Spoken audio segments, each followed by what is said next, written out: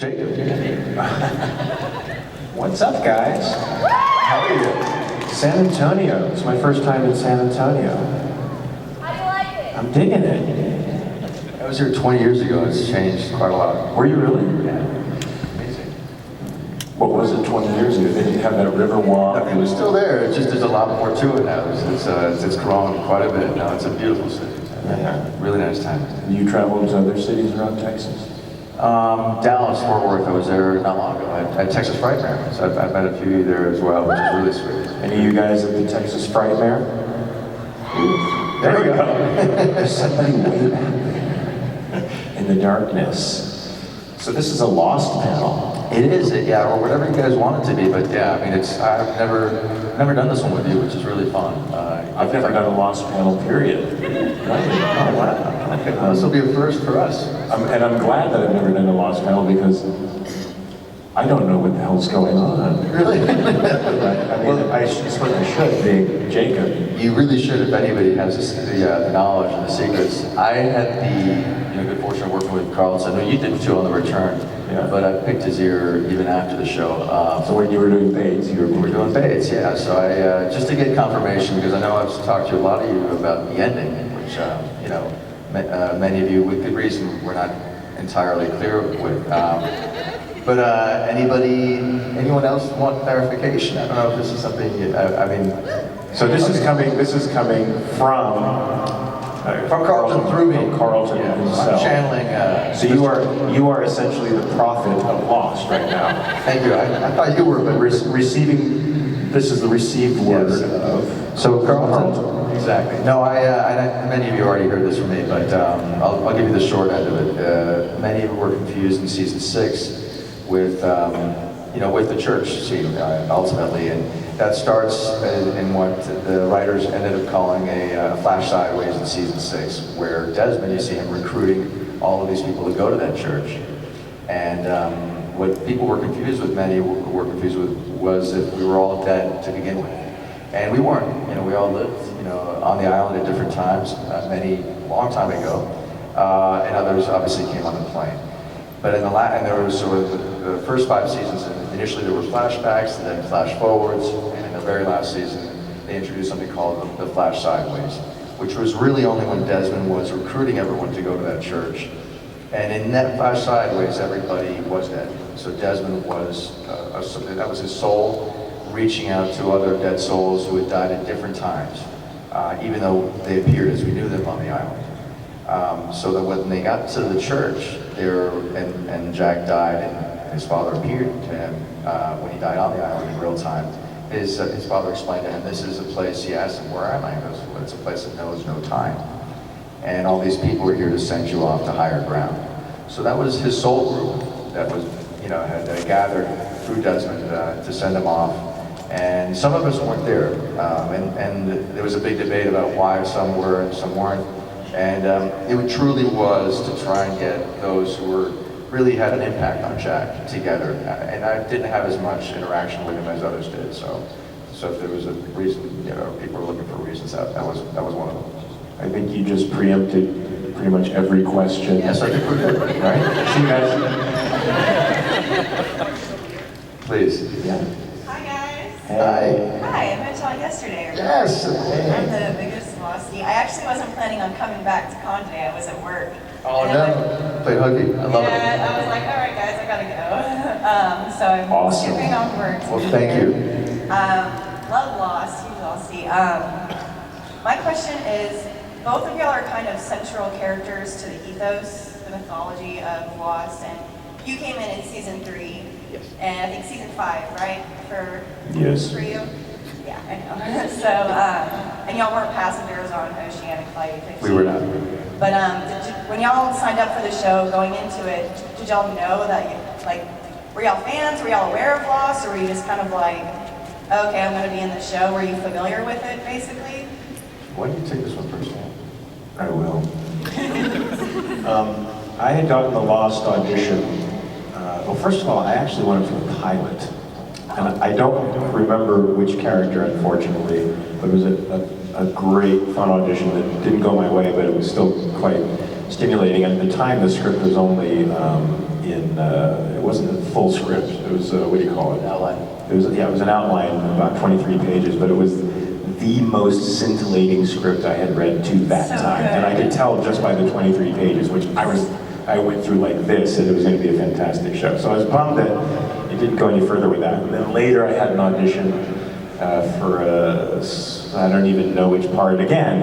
It only was a one episode, one-off thing. And when the audition for Jacob came through, I had 4 auditions that day. All dramatic sort of pieces, so tons and tons and tons of material. And the audition pages for Lost were about 7 or 8 pages long. It ended up being a sort of prototype of the scene for a couple of scenes between me and the man in black. And I told my wife, I just can't go. I can't go. I've got all this stuff. I am not going in to an audition and make a bad impression. That's the last sort of thing you want to do, because you can't erase that once it's happened. And my wife was more savvy about the show at that point than I was, and she said, "You better go, you better go." And I took some convincing, because I'm sort of stubborn, and I did the best I could with memorizing, because I like to be really prepared and memorize and not really be beholden to the script when I'm in there. But I did the best I could. Went in there, and it turned out to be one of the funnest, is that a word, funnest? Yeah, it is now. Okay, funnest auditions I've ever had. Really free and open, and I thought, well, that's it, you know. I auditioned for a character named, it wasn't Jacob, but they had a different name attached to it. And 3 weeks went by, I just let it go. So that's sort of what you have to do in this business. And I get the call like, oh, you got the part, you're going to Hawaii, you're going to work on Lost. I'm like, great, what's the part? What is the part? No, nobody told me. Tracy, my wife, who's sort of like Sherlock Holmes, she's like, I bet you're Jacob. Jacob, who's Jacob? I bet you. He's been building up. He's sort of like God. Ooh, I like that. So I get there, still nobody tells me anything. I land, and I go to a wardrobe fitting, and the first person I think I see is Michael Emerson. And he's like, you're our Jacob. That was the first I heard from somebody officially from the cast that I was Jacob. So that's my Lost story. How's that? That's awesome. Weird. You know, you just creeped me out, because I didn't know that, and that's exactly my story. I kid you not.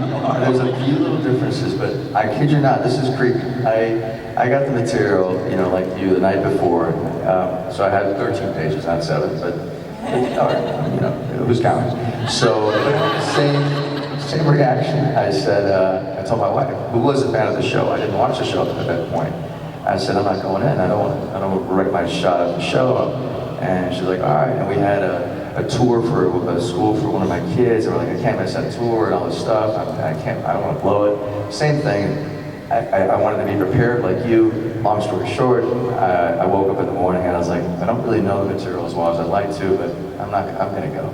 So I went, and there were guys that are very different looking, you know, all ages and ethnicities, and I'm like, I don't know if they know what they're looking for. But I went in, and thankfully it came together in the audition, and that doesn't always happen. You know, we have a great casting director, April Webster. She has a very calming presence. That helped.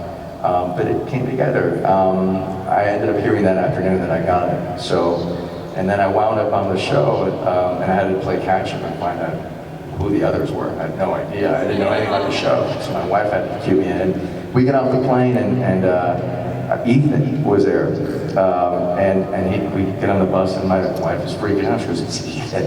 Who's Ethan?" We had a lot of those moments, but I figured, you know, my wife was an actress, and she said, whoever gets on that show, we're all going to Hawaii. And, so we obviously went, and we figured it'd just be the one thing, because I was in Juliet's flashback. And, you know, through the beauty of social media, which I wasn't a part of at the time, I think there was enough feedback from the fans that it caught their attention. And then they brought me back in present life. Thank you for that. And sure enough, I became part of the show. Awesome. That's awesome. Thank you so much. so Thank much. you so much. Hi, I'm Megan. Hi, Megan. Where are you, Megan? Oh, there you are. My birthday is in 5 days. Happy birthday. My birthday present. Okay, so this isn't about Lost. This is actually about Supernatural. Whoa. I'm like a really big fan. I've been watching it since I was 7, and I already know almost every name of every episode. Oh my I'm God. watching it, and I know almost all the lines. And I'm From over 200 episodes of television. 252. 252. That is an accomplishment. Yeah, Dean's died 112 times, and Sam's died 9. I know everything. It's, Not including season 13. so, I wanted to ask, what was it like playing Lucifer? It's fun. I mean, that's the great part about being an actor is that you sort of, I don't know if this is too much information, so Tracy, stop me if it is, but you certainly get to exercise parts of your personality or dormant parts of your personality that you wouldn't ordinarily get to exercise. And that might be a confession since it's Lucifer. But the thing that makes Lucifer, I think, so fun is that he's sort of unhinged and enjoys the ride for what it's worth. And I'm sort of the opposite of that in real life. So it's nice to be able to let the wings sort of air out a little bit. And I'm not saying this in an encouraging way, but sometimes a little nihilism is good in a person's life. And I'm glad I can do it in the context of an imaginary circumstance with no real consequences, because You don't take that home. right. Tracy? Well, actually, usually a week before I'm doing the show, my practical joker, sort of evil, impish side takes over, and my wife becomes the object of all kinds of Sam-like torments, unfortunately. But she's a trooper. Thank you. My favorite line that you said was, okay, Satan, just remind me to not drink before I go to bed. I just wanted to let you know that. I said that? The first moment you showed up, you said that. Really? When you're, Oh yeah, when I'm Nick. That's right. You're right. Wow, that's fantastic. I could use you around, but I have to memorize lines. That's great. Yeah, I remember that. Thank you. Hi. My question's for Nestor. Do you think your death in the Bates Motel is justified? And I guess a follow-up Wait a question. minute, you died in Bates Motel? I'm so sorry. Spoiler alert. Sorry, spoiler alert. And secondly, do you think you would change your death if you wanted to, I guess, make it gratifying for us to be like, No, I get you. What's your name? I'm sorry, I didn't get you. Michelle, sorry. Michelle. Hi, Michelle. Thanks for the question. Yeah, would I change the death? I wanted to so badly. In fact, that was, for those who haven't, we wrecked it already. But that ending was actually, had changed so many different times. At one point, I was going to get my hands on Norman and actually finish the job. And then, I know the summer before, because I was talking to the writers, then Dylan was going to kill him, and I was going to take the fall, because I was already a wanted man. So that was the honorable thing I thought we were going to go with for the longest time. Yeah. And then I have a theory, because Freddie got in the writer's room, he wrote an episode that things changed when Freddie got in there. And then he killed me, the bastard. Anyway, but no, listen, I think, if I were to step back, obviously selfishly, I wanted to kill him, because I'm invested in that character. But if I were we all feel the same way. Oh, thank you so much. I appreciate it. But I think, in sum total, I think it made sense, because I think, dying over Norma, and physically, literally, and figuratively, and knowing that at least the character thinking that he'd end up with her, if not on this earth, elsewhere in heaven, hopefully. So I think that was sort of fitting, and I think it fit with the rest of the episode. Thank you. I appreciate you're on my side. Appreciate it. And I just want to say, where's the money, Lebowski? Bunny says you're good for it.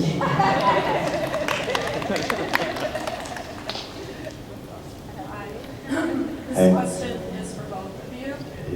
Hey. I'd like to know if you could play any other cast member from Lost, who would it be? And you can't say yourself. Who would I play Jacob? No, oh man, who would I play? I love Richard Eric. I love playing him, but it's hard because you also identify the cast with the character so much so. But you know, I think he's so brilliant. I couldn't, you know, everything we do would be a spin on that character. But I think one of the most delicious characters was Ben.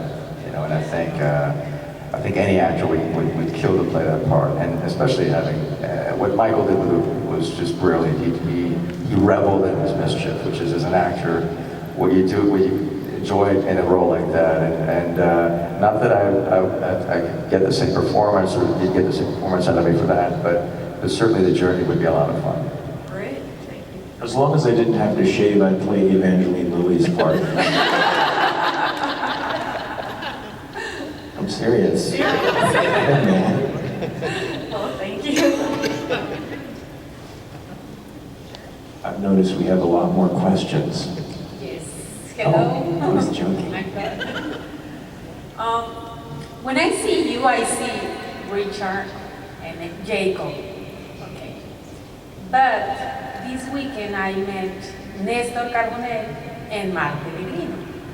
So my question is, how do you do to keep, I don't know how to say it, to Say it, Spanish. mantener los pies en la tierra, ¿sí?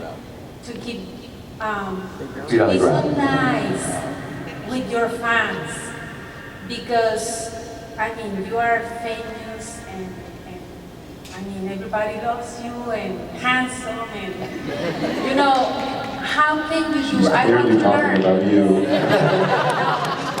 So, you are so nice with us, and every day I went to say hi, and you are so nice. So, how do you do it? ¿Cómo le hacen para ser gente sencilla? ¿Sí me explico? Well, muchas gracias. That's very, very sweet of you. First of all, we don't get to do what we love to do without all of you. And really, it's really you guys specifically, because, I mean, you guys keep the show afloat, and it's your loyalty that we are indebted to. I mean, there's no show without you, truly.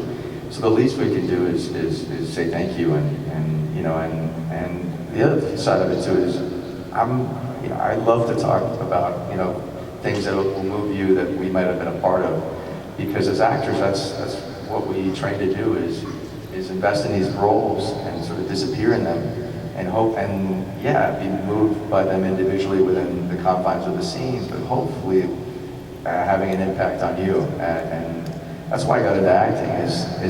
We actually went to the same school. We went to a school called Playhouse West. It was just coincidence. It's a Meisner school, and that's why I got into acting, is for the truth of the lie, if you will. We're living under imaginary circumstances, but we want to be as truthful as we can there, and to connect, with another actor truthfully as we can. So if we can get that across to you and it moves you, I feel like we're connected in some way. So, that's my feeling. And thousands of people around the world, I mean, in all the world. Thank you. No, it's a beautiful thing, and it's a gift to get to be able to do that. And it's a crazy business. There's highs and lows, and you go through the lows and you recognize how lucky you are when you do work. So that's also a part of it. And we have family also that reminds us that we're just fools. I think for me, it was very important to find success leader in life.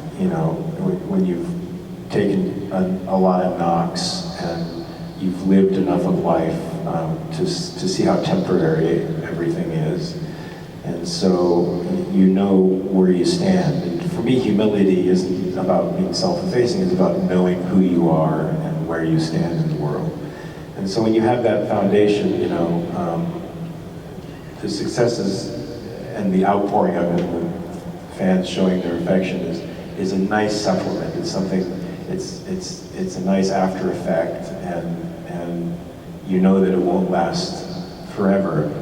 So you're grateful for it when it's happening, and that you know, we're just working class stiffs who happen to do something that other people see, and the fact that we get to be in a position where we get to see and feel your appreciation, I'm grateful for that. I mean, for me, it's a great exchange, and sort of an interesting evolution of fandom, don't you think? I mean, there was a time when actors were so separated from, you know, the people they in essence worked for, because we work for you, and I guess the mythos of acting, you know, it was so mysterious then, and now you get to see us as human beings who are, you know, right down here in the dirt with y'all, and we're all in the same place, you know, and we get to exchange affections with each other and appreciations and interests with each other. And anybody who thinks otherwise is just young, I think. Right? You're absolutely right. It's a great question, and it's a phenomenal question, and you put it so well. I mean, if you don't realize that we're, as an actor, that we're just cogs in a wheel. I mean, we're just a part of telling a story, and we do our individual part, you know, myopically through the prism of our character to move that story along. But we're craftsmen. We're just part of a craft, and I think I think you're right. When you're younger, if you get swept up in sort of the industry element of it and believing your own press, it can be a little dangerous. We're also blessed with family that, you know, which is the foundation of everything, and not everybody's blessed with that. A good, strong family and values, and you know, I was raised Catholic, so you know, some go to their religion. You know, all of those things can help, but absolutely getting perspective and getting a lot of knocks, and we continue to get them, and reminders that you know, it's a gift when you get to work. Yeah, and I'm very appreciative that I get to stand up here or sit here with all of you all and just love on each other. That's sort of We were bummed when they canceled yesterday because there was a lot of confusion, and this is my favorite part. I mean, obviously getting to meet you individually is great, but we really get to talk to you guys in depth about the show or the shows, and to me, it's a phenomenal experience because I get to hear from you personally in that way. Thank you very much. Thank you. Muchas gracias. Okay. Hi, friends. My name is Jim, and thanks for coming out because we appreciate it just as much as you guys do to sit and have a little talk. I'm a big Lost fan, but I actually have two questions for Nestor that are kind of unrelated. The first one, I'm really curious, is there a painting of you hidden away somewhere that's been aging for the last 30 years? That's pretty funny. Stop it some more. The other one actually is a little show you did near and dear to my heart. I'm just wondering if you have any recollections from your time as Batmanuel. Thank you. That takes me back. That was. It's being rebooted, and there's interest in getting the old show. Thank you. Yeah, Ben Edlund created the comic book and then the cartoon, and I got to be a part of the short-lived live-action version. That was such a special time, and it was I think ahead of its time. But, you know, certainly we were up against Survivor, and we were never going to win that battle. I think it would live, and it's going to live in a different incarnation now on Amazon. It's on Netflix now, those 9 episodes. But yeah, I mean, I'll tell you a quick story. Just Patrick Warburton played the Tick, Patrick's phenomenal, but God bless him, and he had to wear that suit. Barry Sonnenfeld directed the pilot, and he wanted a sort of seamless suit, so it was 2 pieces, and they made 10 of them. They spent a fortune on these 10 suits, but every time he took it off, he would tip it over, and all the sweat would come off. It was awful, but you never heard one peep out of him, and so they built a room for him where they had all these AC ducts, and a stand that he couldn't sit. So the stand he would lean against, and after, you know, a scene or something, he'd go in that room all alone and try and freeze himself so he wouldn't sweat, because he'd be wiping sweat off his face all the time. But anyway, that was one of the memories I had. But one thing, you never heard him complain. He's a great guy. It was a fun show. Thanks, guys. Thank you. What was that show called again? The Tick. The Tick. Hi guys, my name is Melanie. You guys have both played very dynamic in different parts in many different shows. So my question for you is, if you could have only played one role, one character, which one would it have been and why? Well, one of my favorite parts that I've played, parts that we've played, or are you talking about just in general, was on a show called The Closer. And I played this defense attorney, Gavin Q. Baker III, whom I loved. And I did him as a cross between Tim Gunn and Carson Kressley. I don't know if you know those two celebrities. And I just love the idea of a flamboyant gay man with superb taste being the most macho and intelligent dude in the room and just dominating wherever he was. And unapologetic and powerful. And so he was my favorite character. And he was also sort of across with the executive producer when he wrote it. I was like, well, this is me, and so represent well. And I really felt sort of honored and happy to be the only character in that series that puts Kira Sedgwick's character in her place. So I'd love to do that. I'd love Gavin to come to the new version of that show, Major Crimes, and clean up stuff the way he could. So that's my favorite character. I gotta watch that episode, man. That's awesome. You know, it's funny you say that because it's almost like unfinished business. Like and I think for most actors, it's a role that, like with Richard, I felt like, you know, we had, and Jacob, I'm sure, we had big arcs on the show, and it was fulfilling at the time. And at some point, you know, you feel like you've given it all you can. For me, it was a movie I did called Smoking Aces.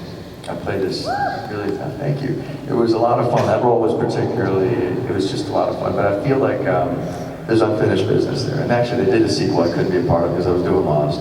But even a prequel would be fun. So it's, you know, it's roles like that with great misbehavior that you can, you know, just revel in, that you maybe didn't get to fully, you know, flesh out. So that would be maybe one for me. And by the way, Gavin Q. Baker III takes on Curtis Armstrong. He's the prosecuting attorney, and if you want to see Curtis get a can of whoop ass opened up on him in every scene that we're in together, it was precious. I love working with him. Awesome, thank you. Thank you. Alex. Hi, Alice. I am a huge fan of Lost. Got into the finals of undergrad, and I actually named my cat. Not something like a crazy cat that is after the show. I only have one cat for that.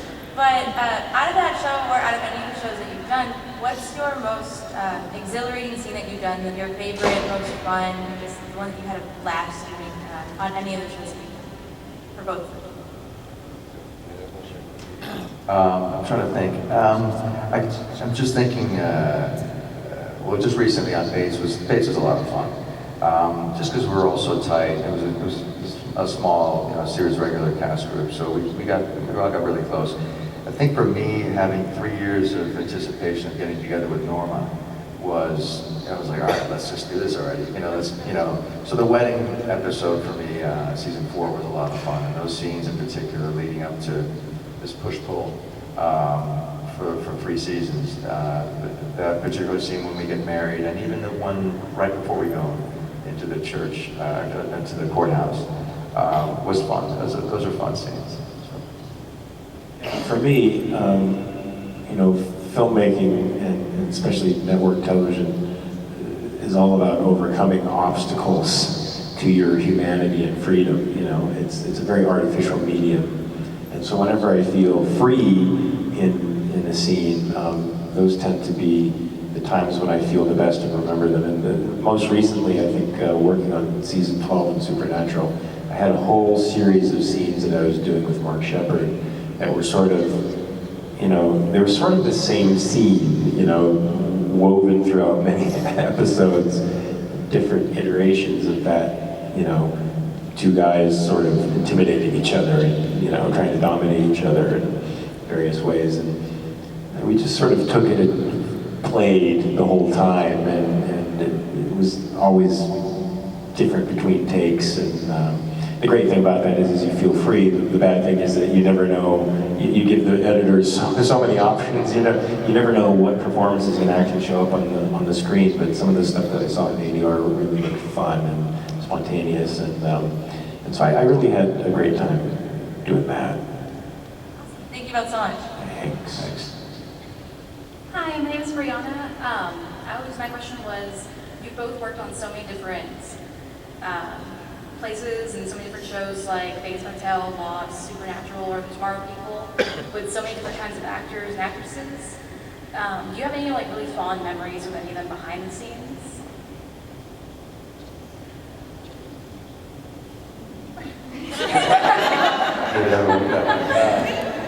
It's weird. I mean, you see, for me, it's like you have so many things that you're doing. You know, you sort of feverishly work on a project, and your involvement is very intense in the moment. Then you go on to the next thing, and maybe this is just the way my 52-year-old brain works, which is not very well.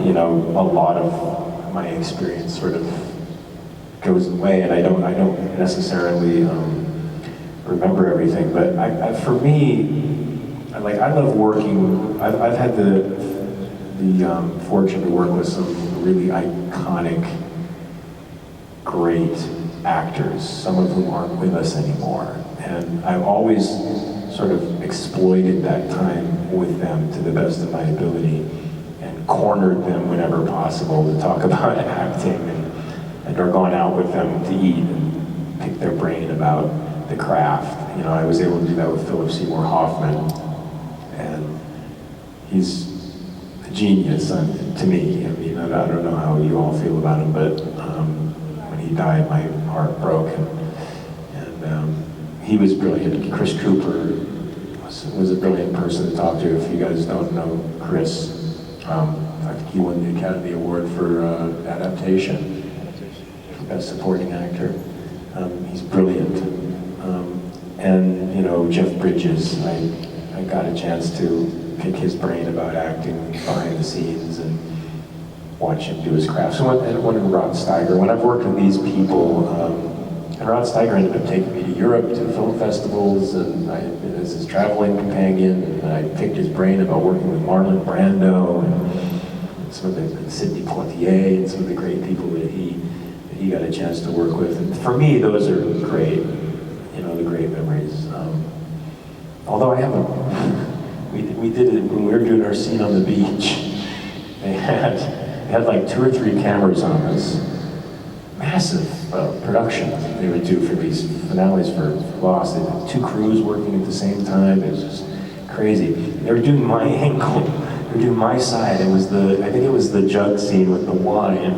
And I'm talking to you and I'm explaining the thing, and I was like, they're like, cut. And I was like, oh, that went great. But then you turned around and you had a praying mantis this big on the back of your head through the entire take. And he didn't know that it was there. I didn't know it was there. The cameraman knew but didn't want to stop the take. But I think the whole thing had to be trashed because it was there the entire time. A praying mantis that big. And he didn't freak out. If that had been me, I would have been like, what the fuck? My wife laughs because she knows it's true. I mean, that's great. I mean, what Mark said is really true. We've been so lucky to work with many great actors. So I think a lot of the memories for us are certainly, especially with people that you admire. It was not a great TV film, but I got a chance to work with one film. I was a network executive trying to get these 4 actresses together, and it was Debbie Reynolds, Carrie Fisher wrote it. Debbie Reynolds, Joan Collins, Elizabeth Taylor, and Shirley MacLaine. And it was just one set. It's just the stories and hanging out. The stories behind the scenes were infinitely better than the actual film. But those memories, and some are not quite appropriate, but those memories, things that you just treasure, those moments on camera. And then, when you get together on a show that, where the cast so well, like on Bates, I mean, we were, Thanksgiving, we would spend together. It'd Vera and Freddie were just in our house in LA when we were doing press there, and, you know, hopped in the pool. We just built the pool, and they were the first ones in there. And just moments like that are just, fun and people that you really connect with. But by and large, what Mark said is true. Is people that we admire and we get to pick their brain. Gary Oldman for me on The Dark Knight was so much fun to pick his brain. It was pretty cool. All right, thank you both. Thanks. Can I ask one more? Of course. As you can see at work, you have to break through the crowd to get to the microphone. What's your favorite scene that you were in from Lost, like personally? Okay. I think it was a tough scene, but I think, and typically, I know you were just mentioning it before, Mark, about usually the ones that have the most obstacles, and the ones you can be most free in are ultimately the most fulfilling. Maybe the one with when Isabella appears to me through Hurley. So that was a scene I was really nervous for, because I was like, I know I had all this emotional stuff going up to it. I didn't want to, just not have it there. But that was a tough day. But I knew that day was going to be. I knew it was going to be a tough day, but hopefully I knew it was going to be fulfilling. And I think thanks to Jorge and the whole crew and everybody there, it was they allowed that for me to be a sort of safe environment to open. Thank you so much. That was it was one that was leading up at that particular episode. Was my backstory was leading up to that scene, and that for me was it was one of my favorite ones. Thanks. One of my favorites. I mean, I really enjoyed the whole experience, to be honest with you. But when I first came on the set, my initial scenes were with Michael, and so we rehearsed the scene basically where he, reveals his inner spine and resentment for my character, and then kills me, throws me in the fire. Now I sort of, in rehearsal process, sort of ramp into things and have a feeling out process. It takes a while to, get anywhere. And so that's sort of where I assumed we were going when we did the read-through, sort of blocking rehearsal before we shot it. And Michael comes out and does this terrifying, agonizingly poignant speech to me. I was crying. I cried out thinking about it, actually. And from the first moment, there was like no rehearsal. It was, I don't know, I guess he worked that way all the time. It just sort of came out from rehearsal process on, utterly prepared for performance. And it was arresting to me. Couldn't take my eyes off him, which is great. Because when the camera turns around, I have no excuses, because he's right there with me, present. And he gave me a lot. That was quite an amazing thing.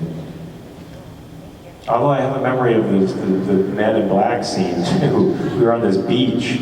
I love Titus. We were on this beach, and Titus says almost all of his dialogue looking out into the ocean, the ship. And I'm about 10 feet away from him cooking my fish on the stone. I couldn't hear a damn word he said. The waves were so, loud, and the wind was so intense. I had to just study his body language to know that he was done and respond. That's not the way I like to work. I like to really get, the stuff off the other person. But that was crazy, and how that scene turned out, I will never know.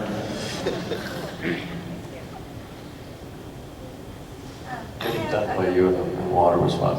They made a Big Lebowski. Did you see the Big Lebowski? What do you call it? Tribute to, so they have me dunking you in the ocean. It's, where's the money, Lebowski? But that was really fun. He's incredibly athletic, man. It's like, I was throwing him around, he's landing like a judo pro. I'm like, where the fuck did you learn how to do that? I wrestled. You're right! But I lost like 12 pounds on that episode, and I remember it was just because it was intense. Oh my God. But yeah, that day in the water, man, that was crazy because we had water water guys there, and it was dangerous. There was a lot. It was The waves are huge. There was a riptide or something. They said don't go too far out. It's the west side of Oahu, and it's called Makaha Beach, which they call Pray for Sex Beach. For fertility reasons, people who have issues with fertility go there. Anyway, so, but, you know, Mark's slamming me in the water, and then after a take or two, they're like, get out. And we're like, oh, is it a tiger shark? Like, no, you're gonna get swallowed up by these waves. But it was, were huge. And I'm scared of waves. All right, my name is Billy, and I had a couple of questions. First one's a Supernatural reference, but I wanted to know what your favorite scene or episode was in that movie or that show. And then also, y'all go to so many different kinds of places, and, you know, tropical destinations, of course, and all that. So, where would you go on vacation? Like, do you take some time to just kind of get away from it all and wind down? And where do you go when you do that? What's your favorite vacation spot for both of you? Sure. On the vacation front, it's funny. Someone just came up. I don't know if you guys are here, but they said, "Are you sick of beaches?" And you know, having lived in Hawaii and worked there so much, and for me, it's quite the contrary. My family and I are always, my wife and our kids, in search of the most amazing beach. So typically, you know, we had the opportunity. My wife was from Australia. On the way back from Sydney to stop in Fiji, so that was one that was on our bucket list for sure. If you guys ever get the opportunity at some point, it's very far away, but I highly recommend it. But for us, I mean, I've been lucky to travel like Mark all over the world, but I'm a sucker for a good beach. Yeah, I love beaches too. But I feel like whenever we go to places with beaches, I'm working, and it's sort of like a workcation. You know, we can always combine what I have to do with then staying a few days more. Like Tracy and I were in Australia last year. Went to Manly Beach. By the way, Manly, we were married there. Did you really? It's beautiful. Yeah, and I did a convention there in Sydney, and then of course we stayed a little bit longer and had fun. Australia kind of freaks me out though, because almost everything there can kill you. And even the things that can't look like they can kill you. The huntsman spiders. Huntsmen are huge. No, I'm not a fan. The white pointers, the blue-ringed octopus, the shell crab that spits a spine out at you that can, whatever, I'm taking this in a different direction, I apologize. But I mean, it's hard to say since we work also wherever we go, but we've found some, where do we live? Ireland is one of my favorite places, to be honest with you. And I've gone there exclusively for vacation, so I sort of associate that with vacation. But, you know, Fiji and Tahiti sound awesome too. Bora Bora seems to be on the list because our daughter wants to go to Bora Bora, and they want to do, but they're doing that, I think, together if they do it. And you said a favorite scene? Yeah, scene or episode. Oh, I mean, I liked a lot of the stuff. I liked the present stuff with Crowley a lot, but I liked... That's my favorite. Yeah, really? Yeah. I like the season 5 stuff when I face off with Castiel, you know, when I try to convince him to come over to Lucifer's side and it doesn't work. And basically Castiel says, I'll die, and I'm like, yeah, probably. Took a few seasons for that to come true, but... Then he gave in, yeah. What's that? I said, but then he gave in the cage. Yes, he did. Well, because he thought he was helping the Winchesters. Yeah. That's always the case with Castiel. Usually, yeah. And I also like the scene where I bring death in, you know, all that stuff leading up to it, where I'm basically burying a whole town of women and children and apologizing for it to Dean and Sam, saying, yeah, I know it's messy, sorry, it has to be done. And it was just such fun to do it with those guys. That was some of the first stuff I shot in that episode. It was really fun throwing Dean around and getting shot in the head and coming back. And yeah, that was a pretty crazy night. I like it. Thank you both. Thanks. I do.